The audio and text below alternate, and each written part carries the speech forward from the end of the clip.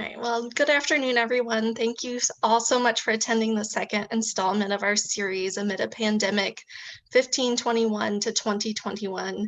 My name is Rachel Strawn Navarro, and I'm one of two academic coordinators at the Art, Design, and Architecture Museum at the University of California, Santa Barbara. And to those of you who tried to log in earlier this morning, I'm very sorry for the confusion. I unintentionally scheduled the meeting originally for Central Time the first time around, so that change didn't quite make it out to everybody. So thank you again for those of you for making time again to visit us. And I'd like to start with a land acknowledgement.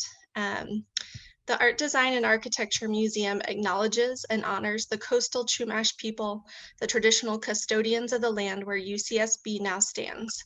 We pay our respects to the Chumash elders, past, present, and future, for they hold the memories, the traditions, and the culture of this area, which has become a place of learning for people from all over the world. And this lecture series was developed to supplement an exhibition to be hosted by the museum titled Amid a Pandemic, After the War, 500 Years Later, featuring work by our artist, Sandy Rodriguez. And the title refers to the time we find ourselves in now, 500 years after the Aztecs, in their own words, laid down their shields, following 2 years of massacres, a smallpox epidemic, political betrayal and manipulation, and a 2-month siege of Tenochtitlan by Spanish invaders. The impacts of this invasion still reverberate throughout the Americas. And the next installment of this lecture series will feature Dr. Gerardo Aldana, Dean of the College of Creative Studies, who will speak about the ways in which our histories can project into our futures.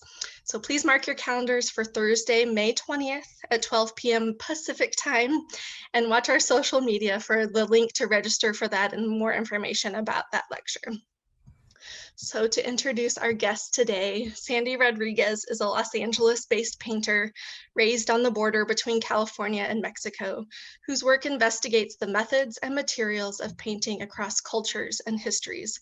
Her Codex Rodriguez-Mondragón is made up of a collection of maps and paintings about the intersections of history, social memory, contemporary politics, and cultural production.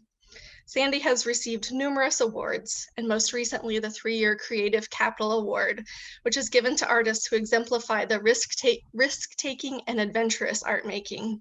And among many collections and exhibitions which highlight her work, Sandy's paintings are currently on view in the Museo del Barrios Triennial in New York City. So with that, I will hand the screen over to Sandy. If you have any questions during the discussion, please feel free to type them into the Q&A section below or save them for our time at the end, and you can add them in the chat and I will moderate that discussion. So thank you so much for joining us today, Sandy. Thanks so much for that wonderful and warm introduction, Rachel. It has been a real pleasure to have the opportunity to work with you as we develop the exhibition. And thank you to Sylvia Perea for inviting me to do this exhibition.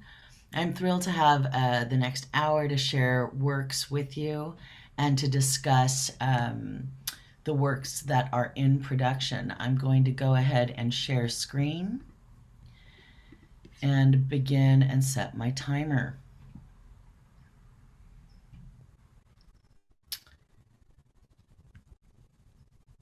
So the Codex Rodriguez-Mondragón, as you heard, is a collection of maps, specimen paintings about the intersections of history, social memory, contemporary politics, and cultural production. It incorporates hand-processed colorants and mineral pigments onto sacred and ceremonial and once outlawed Amate paper, reclaiming and reaffirming the indigenous artistic practices of the Americas.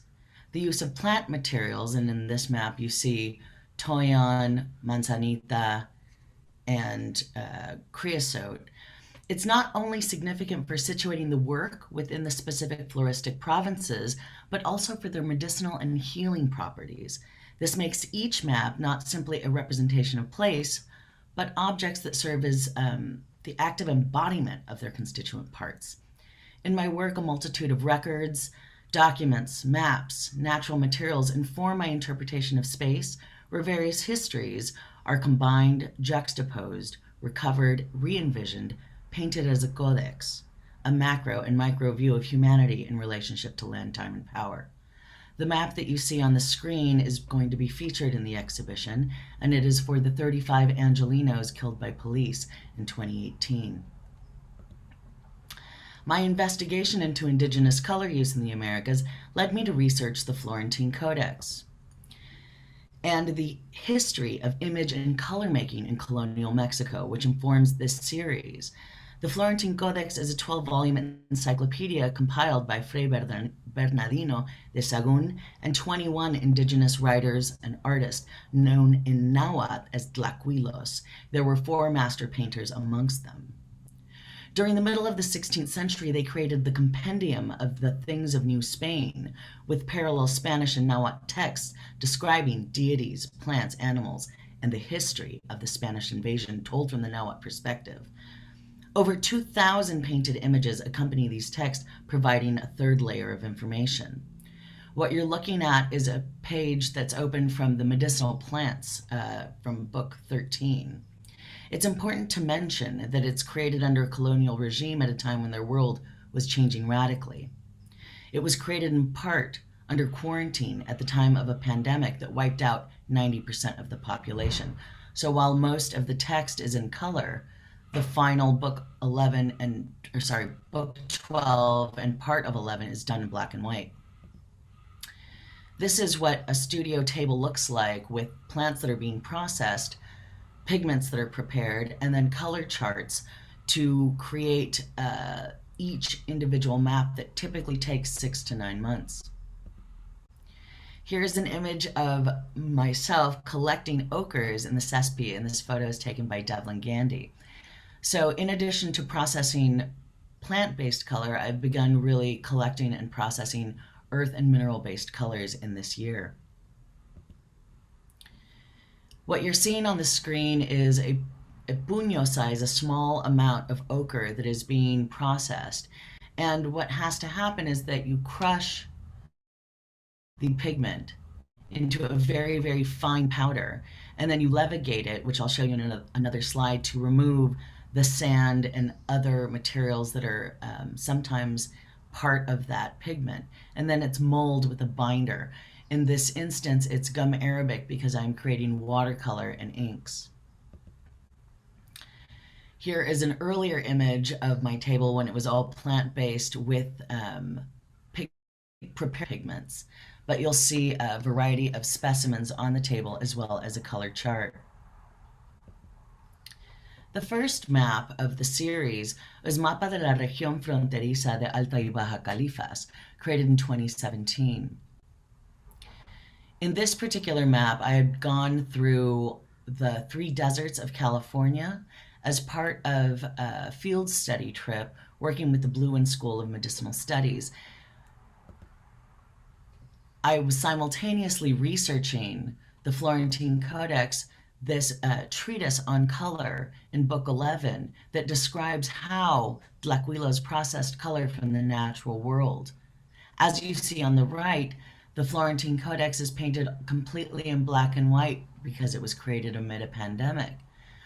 Because I produced this in 2017, was able to procure a Maya blue, create my Maya green, and work in a hematite. You see the processing of cochinilla, which is a scale insect here that feeds on the tissue of the Opuntia cactus, processes it, and it becomes this bright red that is demonstrated in this detail with these little rivulets of blood. It is later processed and prepared for the artist studio. This is a scene from the Sonoran and the Mojave Desert. And so in each of those trips, I camped out for 4 or 5 days, no running water, no electricity, completely off grid, investigating medicinal plants of each area that also have utilitarian and ceremonial use. In this particular scene, you have the only native palm of Southern California, the Washingtonia filfora, that has an extraordinary history and mythological connections to First Nations peoples in the region, along with the nopal and the rus and the various other plants that you see here. This particular detail is of the Great Basin Desert, and you have some beautiful manzanita on the bottom, some other particular specimens, and then you'll see these little rings with razor wire, which represent the immigration detention centers. Each floristic province of California is hand-colored in earth or a material plant-based pigment watercolor that I've processed. So this center panel here is made from onion skins representing the Central Valley. The purple of the Central Coast is a elderberry ink. We have some malachite, azurite, and the idea of symbolic and conceptual color really takes a lead role in the production of this first map. I'm borrowing from a number of sources, both colonial Mexican and European, to create this particular scene of a Mexican eagle deporting the Trump swine that lies and spreads rumors, misinformation. Here is the image of processing indigo into Maya blue and Maya green and the grinding of these tortilla-like cakes of pigment. There are other vignettes that describe the extraction of earth colors from caves and underwater. This body of work also contains these full folios of native plants of the Americas that have various text at the bottom. This is one of the earliest, and so it has the text of the Nahuatl and the Latin to identify it. But you also see an image of the calavera copter, which is kind of looming but fading in and out of the amate paper. The second map of the series is called De los Pronósticos, or De los Señales Pronósticos en Ice Raids en Califas. This one is the second map of the series and was created at the time when the federal administration was punishing the sanctuary state by doing immigration raids on immigrant-owned businesses. I took the moment to really meditate on the annual wildfires along the coast of California and really layer that with the text from the Florentine Codex for Book 12 about the Conquest. The story of the Conquest is told from the Nahuatl perspective and begins with a series of omens or signs that the end of their world was about to happen and the beginning of the next realm. So this column of fire that you see on the right is the first omen.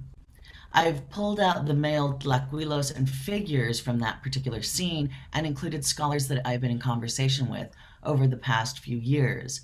So on the furthest left side, you see Dr. Ella Diaz from Cornell University, Dr. Magaloni, who is at LACMA. I have to move this. Myself here, my mother, may she rest in peace, who is also a painter, and my sister, Elisa Rodriguez y Gibson, who's at Loyola Marymount University as the chair of Chicano Studies. Oops.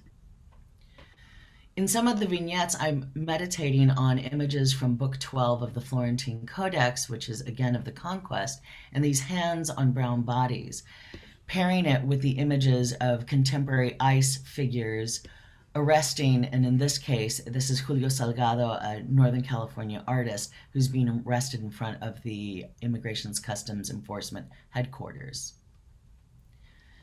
Looking back at images of the Conquest, you have a number of marine vessels that are depicted from Book 12, and what I've done is I've gone into the Immigration's Customs Enforcement Marine and Air Vehicles page to identify which vessels are being used to hunt and capture residents in these campaigns.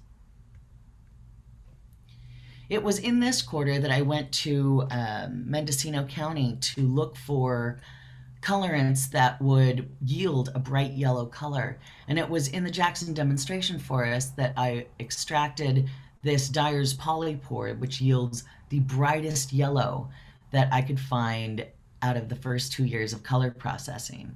So what happens is you have to collect this mushroom that's very heavy and very wet, that robs nutrients from conifers.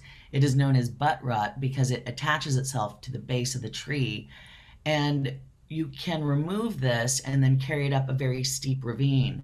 Once I get it home, I paint its portrait in hand-processed color, dry the exterior edge of the mushroom to really create the material that will then be used for a heat extraction to pull the color out.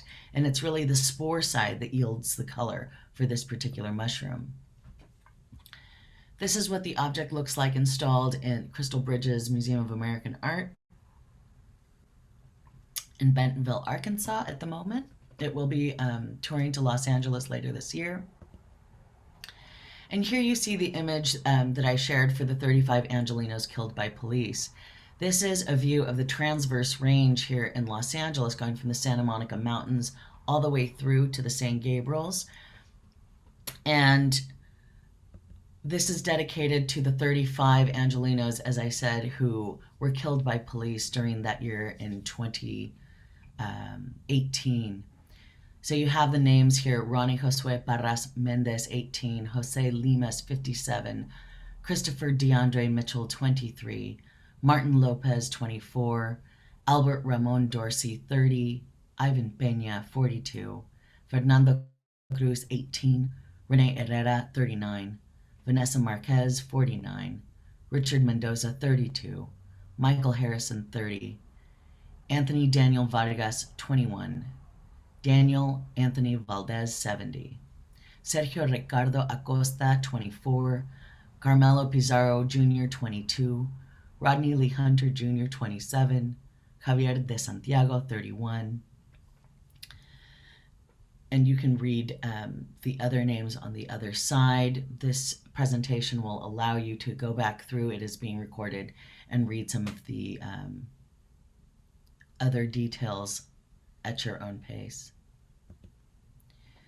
This map was installed at the Los Angeles Municipal Art Gallery and was framed by two different plant specimens. One is sauco on the one side and creosote on the other side. The calavera copters are hovering above, and those are kinetic light sculptures that project the shadows on the wall.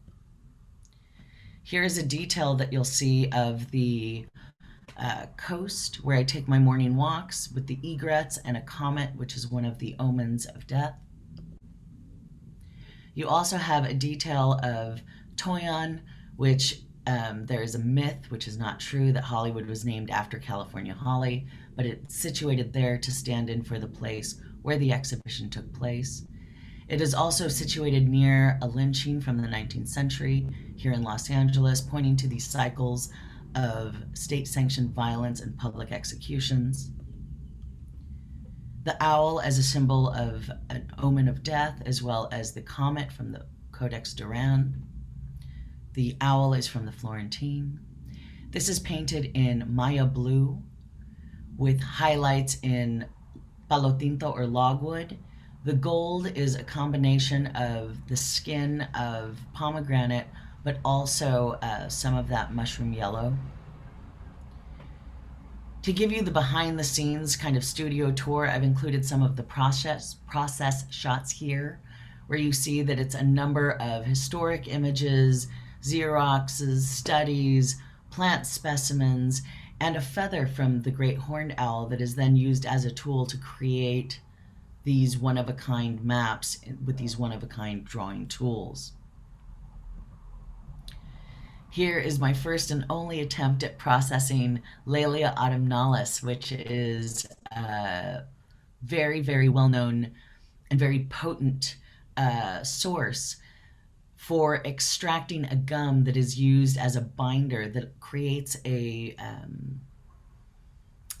almost UV protectant for fugitive organic-based color. This is also prepared to create the glue for feather paintings and for mosaics.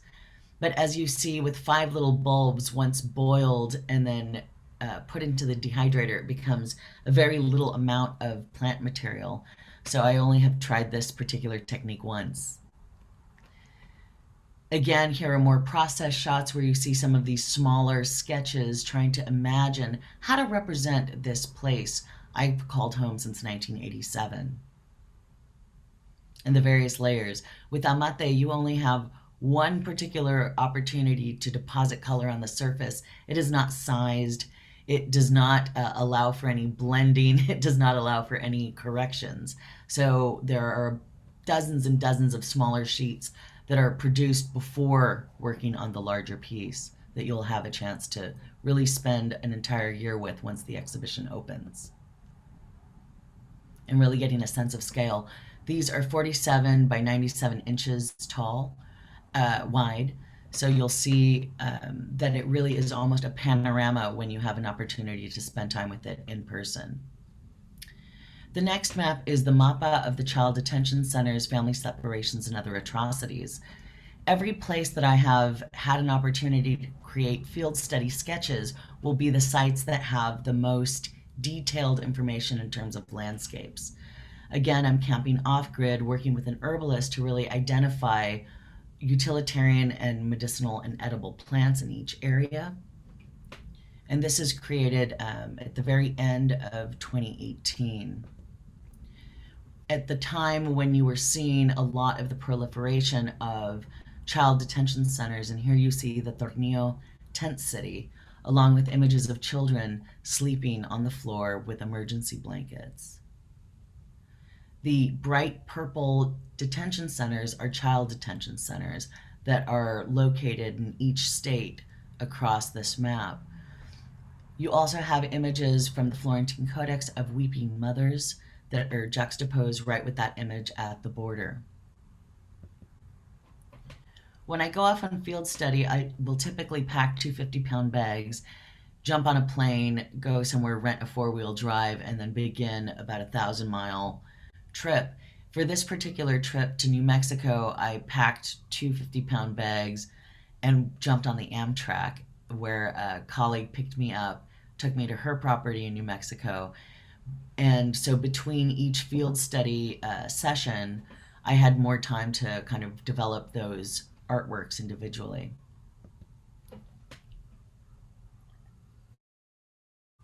I was on field study in New Mexico when I located this particular feather that was on this trail in Montezuma, and it was a fish and a feather, and it took a few weeks after I got back to send an image of the feather with a ruler to the Natural History Museum to get a proper ID, and understood it to be the feather of a great horned owl. So after, again, I paint its portrait, I make it into a pen, and then begin to use those for creating the maps. Sometimes when I'm in field study, I recognize a particular plant, and in this case it's not a plant, this is a lichen. And when you're collecting lichen, you cannot collect it from the tree ethically because it's doing a job in terms of trading sugars and oxygens with conifers. So you can collect this from the floor. There are a number of recipes for color extraction for this particular Western antler lichen, and it smells like perfume because it is used as perfume, as embalming for the dead, as well as producing color, which can yield this wonderful carnelian, a gray, or a purple. Unfortunately, after 21 days of processing this particular colorant, I read that it only works on proteins, so feathers, silk, wool, certainly not on cellulose, which is the bark paper that I've been working on. The next map that was produced in early 19 was for the City of Los Angeles COLA Award, and is installed here. And this is Rainbows, Grizzlies, and Snakes, Oh My, Conquest to Caging in Los Angeles. This particular map plots the narrative that is heavily based on the research of historian Kelly Lytle Hernandez, really coming to visually explore how Los Angeles becomes the carceral capital of the world, going back from the period of the caging of residents in the missions to the caging of residents in all of the jails, juvenile halls, immigration detention centers, and there's a key that is in a pedestal next to the map. The plants that are on view next to the map represent winter, spring, summer, and fall, and are local to the region. You'll see that I've included the names on the bottom In Tongva, which is the language of the Tongva residents of this area, in Spanish, Encino Robles, Anahuat, the Latin, and the English. You'll also see for Toyon that Toyon retains its name over time, but so you have the Ohlone name, the Latin name, and then its common name. Here's a closer view of rainbows, grizzlies, snakes, oh my, Conquest caging in Los Angeles. Again, that will be on view later this year at the LA County Museum of Art and is in their collection. My last exhibition, solo exhibition before the pandemic, is what you're seeing on the screen at the moment. And this is an exhibition called You Will Not Be Forgotten. This is 20 objects in memory of the 7 migrant children who died in Customs Border Enforcement custody between late 2018 and 2019.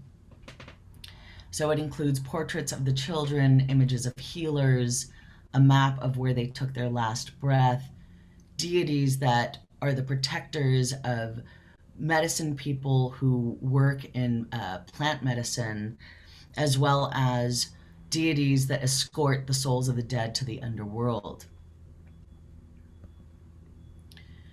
Here you see 2 of the portraits. One is of Jacqueline Amy Rosemary Galmaquin, age 7.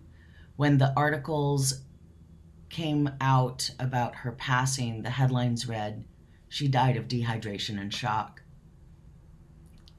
I wrote that on a piece of amate paper and had to tape it to the wall, and it was too intense for me to handle, so I had to go do a number of field study trips before I could come back and really tackle reading all of the news stories and articles in English and Spanish, domestic and foreign press, before doing these portraits. Juan Leon Gutierrez is the second portrait that is on the next side of the screen, who was 16. There are also quetzales over the year of their birth to represent their place of origin and to tell their origin story. The quetzal is a very potent symbol that goes back centuries and has extraordinary history and power. It is also the bird on the national flag of Guatemala. There are 6 out of the 7 children are Guatemalteco. It is also said to not be able to live in captivity and dies when caged. So it's one of the potent elements on these portraits.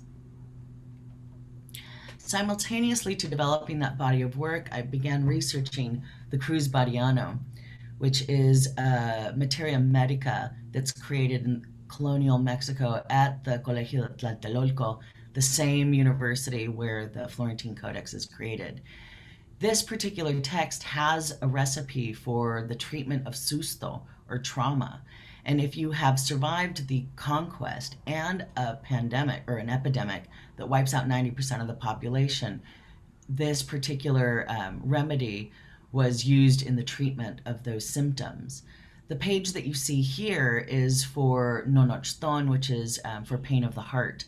So I've included it in a double portrait of Marie and her mother Yasmin that is on the chest of a mother and child, along with the nonochton plant for pain of the heart. This particular piece will be on view in New York in the summer as part of an exhibition that is being curated by Cecilia Fajardo Hill. These are 2 of the healers. Healer 1 for treatment of romadizo, a viral infection of the upper respiratory, and healer number 3, comforting the enfermos. These 2 are part of the exhibition that are on view in Estamos Bien La Triennale at El Museo in New York at the moment, and will be on view, I believe, through the summer.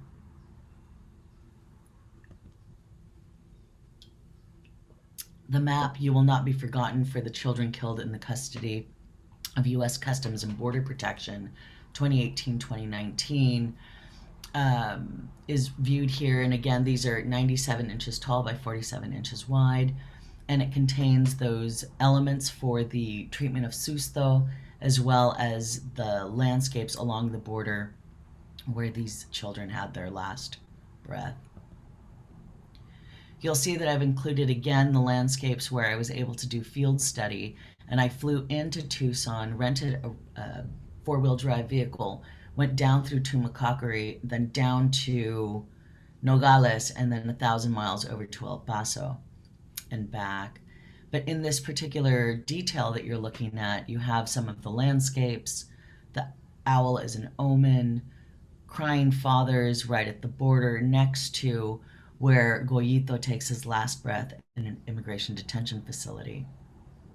In 2019, ProPublica published the video of his last hours, and there are several minutes missing from the video, but if you look closely at this detail that you'll be able to see later this year at LACMA, you'll see that there are little feet of another child sleeping in the room.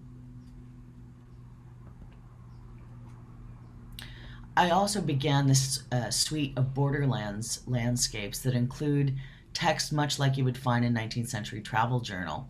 So in this particular scene, I'm describing a moment when Customs Border Enforcement at 3 in the morning run right up to my car with big dust clouds, and I'm afraid I'm going to be pulled out of the vehicle, but I text my friend who is asleep in the vehicle next to me, and by the time he got my text and responded, they pulled away. So you'll definitely have an opportunity to read the text on the bottom of this particular artwork in an exhibition, again, that will be opening in New York this summer. Here are two more of the botanical specimens from that exhibition, and these are highly stylized and based on the images from the Cruz Bariano. So these stylistic or highly stylized botanicals also include quite a bit of codified information regarding the soil types and the root systems in these particular plants. So you'll see again the Nahuatl name, the Spanish name, the Latin name when it's available. This particular piece is in progress. This is called You Are Here. Tovangar, el pueblo de Nuestra Señora la Reina de los Ángeles de Porciúncula, or Los Angeles, and is a map that makes visible the movements of people that have and continue to call this place home. Through its evocative representation of topography, language, and land use, similar to the way that you would encounter a map in a mall or an airport, this is intended to invite you to really kind of see Los Angeles through this particular lens after passing through native plants that will be carefully curated by colleagues at the Huntington Museum. You will be able to pause, look, and locate destinations, personal histories in a monumental multilingual map of our city. Included in this particular scene are native plants, fauna. You also have the oak as a cosmic tree with the 4 cardinal directions in the lower portion. And it will be also framing moments of uprisings during past epidemics in this region, all underneath a rainbow presenting a view of our past, present, and looking ahead to our future. I've spent quite a bit of time in this past quarter color processing, and these are some of the behind the scenes views that you will get in my studio. And in this slide, what you're looking at is an image of me processing red ochre. For every different support that I'm working on in terms of the amate paper, each sheet is very different in terms of its color because it is a hand-processed bark. The brown amate is from jonote and is infused with clay. So when you layer the watercolor on top, you're going to get a very different reception of that color than on the lighter amate paper. So for each map, a color chart has to be created in order to understand the intensity and the relationship of color to the support and one another. Here you see a number of pigments that I've collected over the year and that have been collected for me by my extraordinary colleagues. And on the lower portion, you'll see that there are some Cespi ochres, some Santa Ynez yellows, some chlorite from Mount Hood, some Grimes Canyon ochre, and it's really about the preparation and processing of these very site-specific pigments. The ones that are at the top are all procured from a site called Jurupa, which is out near Riverside County. Here you'll see how incredibly potent that red ochre is when you just rub it on your hand. It is such a powerful colorant that has been used since the very beginnings of paintings in the region of Southern California and around the world. Here you see it ground into a powdery pigment, which will still need some levigation, which is what this slide is, where you fill a jar with water and the pigment. Once the lighter particles are suspended, you pour it into this other jar and then let it settle, and sometimes it takes a few days for the finer particles to settle. Once that is fully settled, you pour it off, and then you end up with this ground pigment that you can then mix into color that you see on the right with the palette knife, then mold by the muller. On March 5th, I went out to Joshua Tree Highlands Artist Residency, and here you see the very first day where it's completely blank, but this is a 900 square foot studio space, and I moved my entire production out there. And now you'll get to see a sneak preview of what 7 weeks of me working like 10 hours a day completely by myself in the desert looks like. So you have a number of botanicals, smaller maps, folios, artist books, maps in full production, my entire materials table with gold leaf, feathers, mullers, shells, tools, more mullers, more grinders, and a number of studies that go into these larger maps.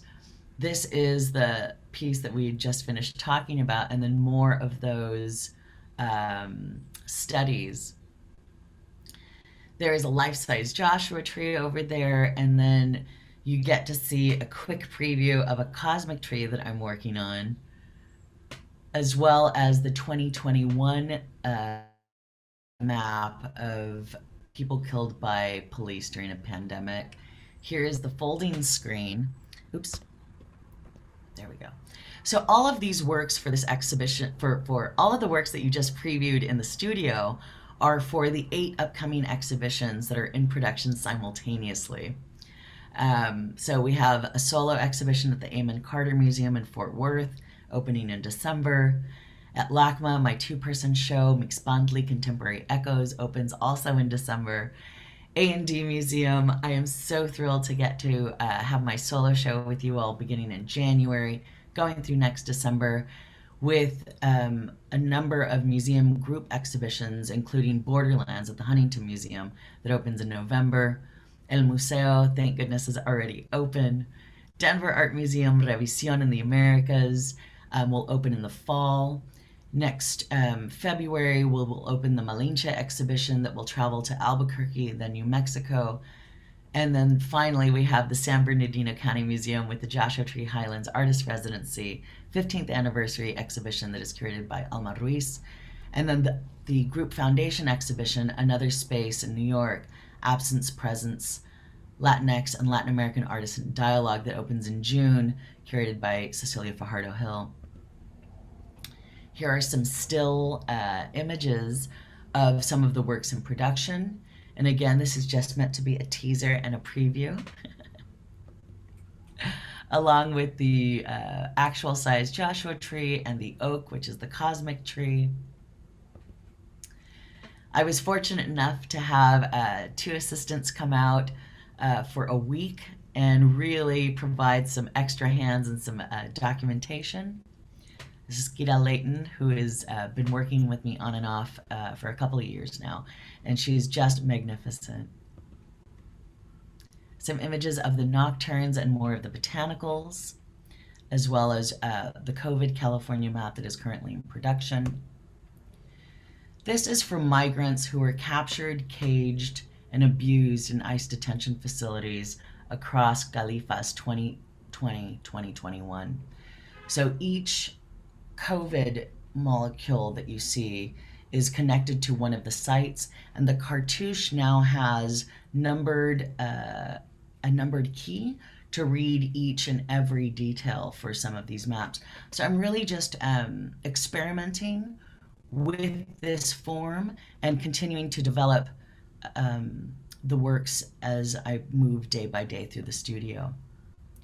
Here you have a detail of 3 little girls that are protesting near the border at Otay Mesa, and it reads, Carlos Ernesto Escobar Mejia, rest in power, was the first migrant to die in custody in 2020. The little one says, tenemos derecho a la vida, we have a right to life. And the oldest one has a sign that says, not one more death at Otay Mesa Detention Center, free them all. Here are some studies that I am working up for our map that will be featured at the A&D Museum, as well as some other sketches that are kind of working themselves out. This is based on a historic map where California is an island, and really just kind of figuring out the compositions at this point. Here is your Biombo that has been hand painted with hand processed ochre. This is 10 feet by 10 feet and is certainly one of the more challenging and exciting components of the works that are being produced, as I have not painted in panel for many, many years. It is 45 after, so I'm going to go ahead and stop here and take some questions.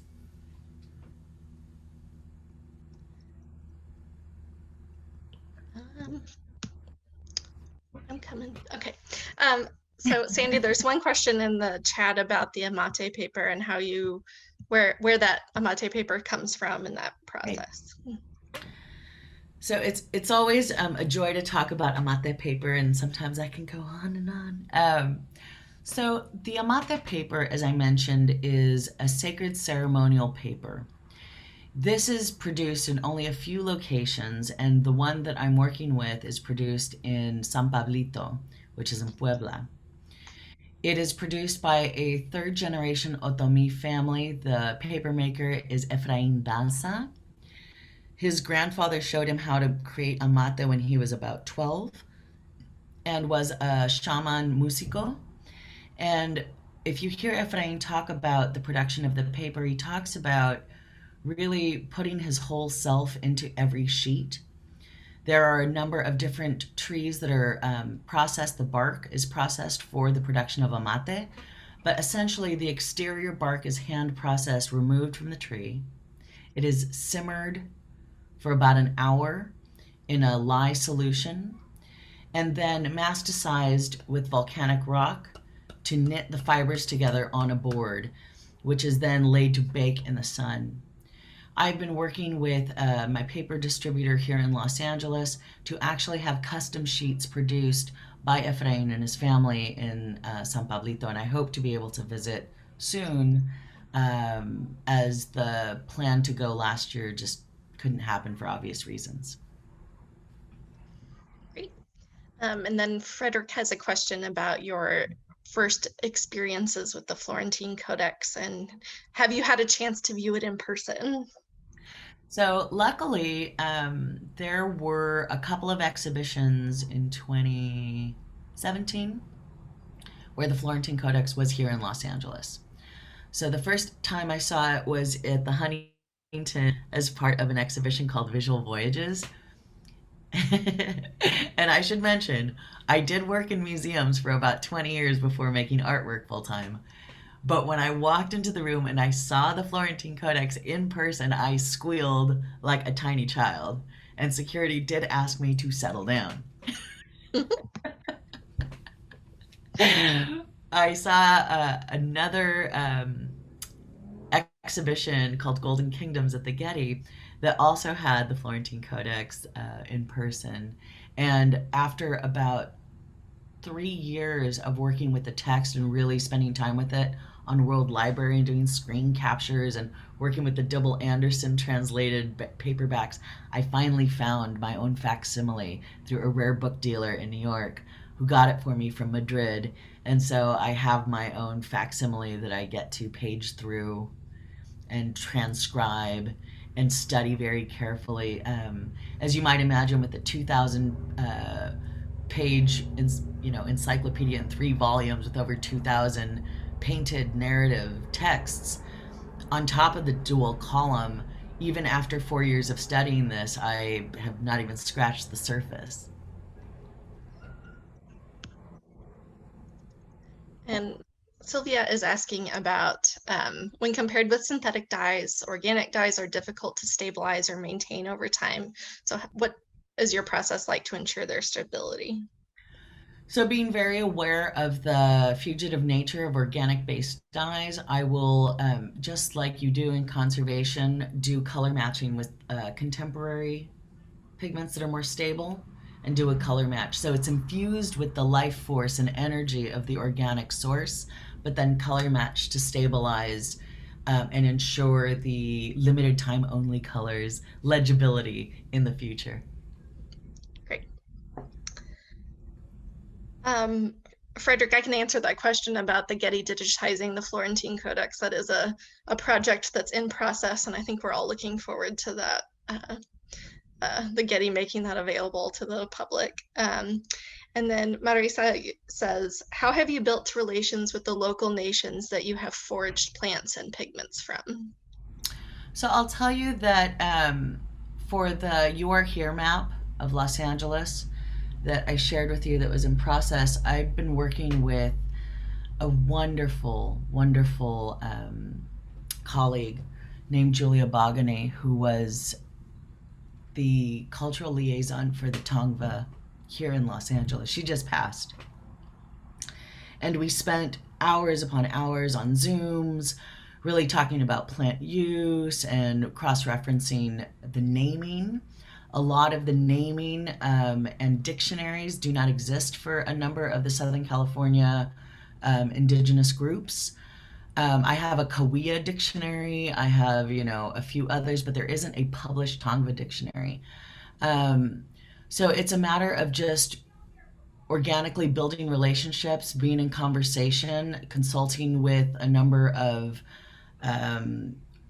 folks to really understand plant use, as well as digging into a number of databases, documents, ethnohistories, ethnobotanies. And it's something that I want to do more frequently and more intensely as I move forward with this series, and especially around the works that I'm creating for Santa Barbara. Great. Looks like all of our questions at the moment, but I have one because I think in thinking about the roundtable discussion that we had in February, and you taking on this kind of contemporary role as a Tequila, and the way that role relates to the way that you deal with time in your work is really interesting to me. And I wanted to know how you see that time, the way that your work connects the past, the present, and also the future.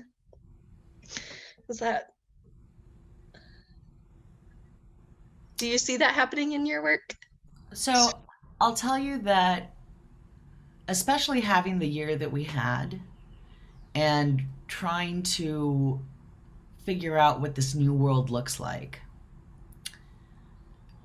as we've all experienced, time has gone very fast, very slow, stood still. It's been a blur's day. You're not sure what day it is. You're not sure what is happening with time. And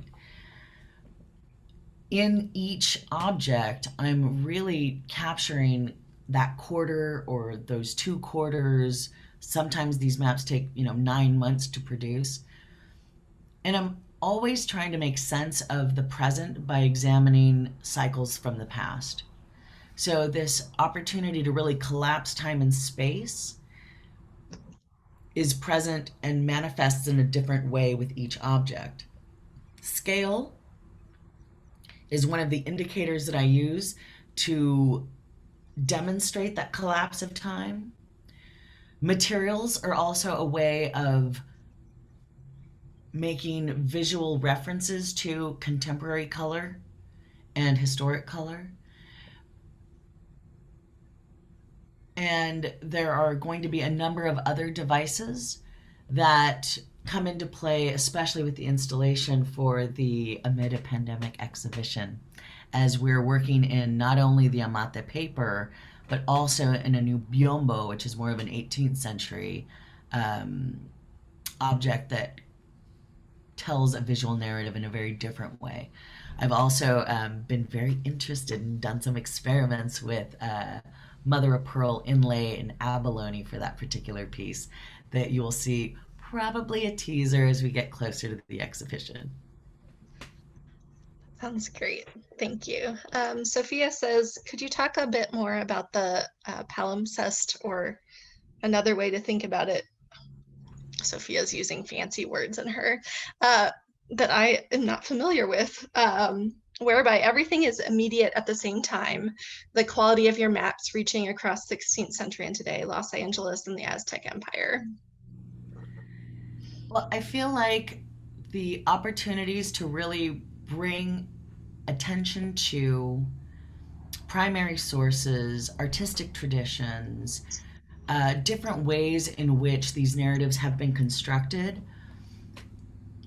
allows me so much freedom and so much possibility. And when you look closely, and this is what I was trying to do in my talk, is really share with you some of those different visual strategies for engaging with these very distinct moments in time. As we have an opportunity to examine our current moment and understand where and how did the populations here in California and throughout Mexico, how did they process, represent, and reemerge in extraordinarily difficult moments, again, of occupation, conquest, the destruction of material culture, of libraries, of artifacts, and how does one take from those experiences and pull from everything that is contemporary to reinvent, reimagine this new world and leave a record from our perspective that will serve as an object for a number of different dialogues, a number of different conversations and types of ways of engaging with audiences across sites and across time, is again a very exciting opportunity, but also a place where I can experiment, if that answers the question. Great. And Sylvia asks, what specific actions would you like your maps as guidance documents to inspire? That's a wonderful question. And I was just, of course, when you go to bed, you're laying there trying to wind down, but I'm jumping up and writing notes. The idea of prompting action and creating actionable moments for audiences is something that I was really excited about in the last exhibition. In the last exhibition, solo exhibition that I shared with you for the child migrants who died in Customs Border Enforcement custody, I work with a group of 10 writers called Project 1521.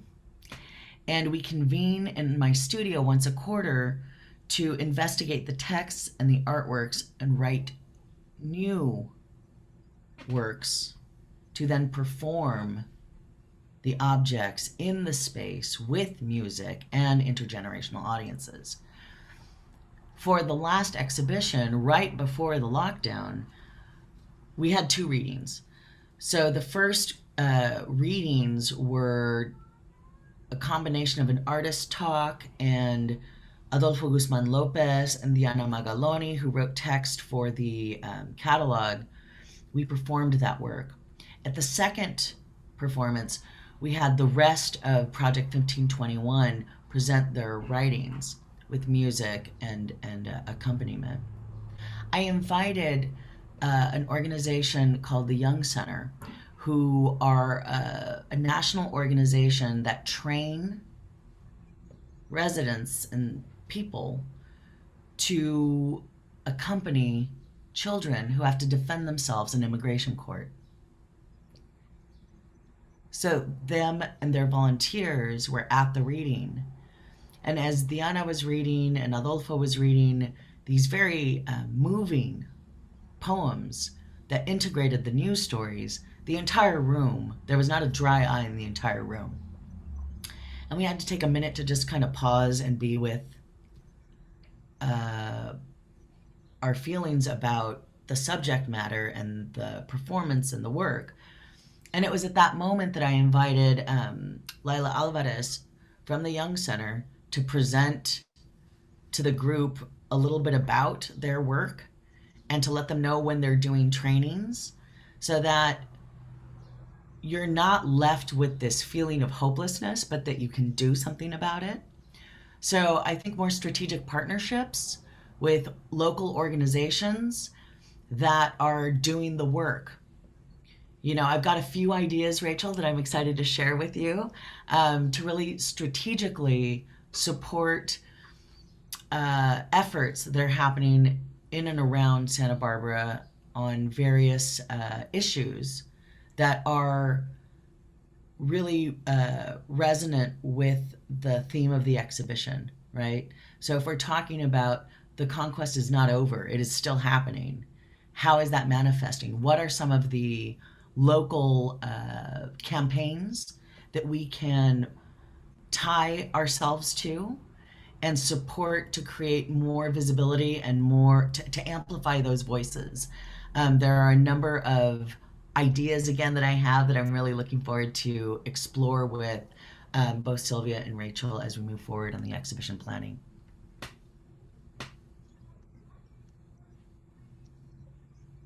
Okay, and then there's one more question. Where will we be able to access this recording? So hopefully in the next few days, if not by early next week, it'll be on the museum's YouTube channel, and we'll probably share that on our social media on Facebook and that sort of thing. And if you're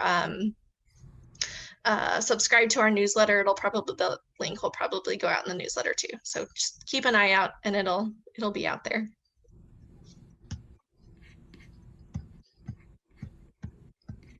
Let's see.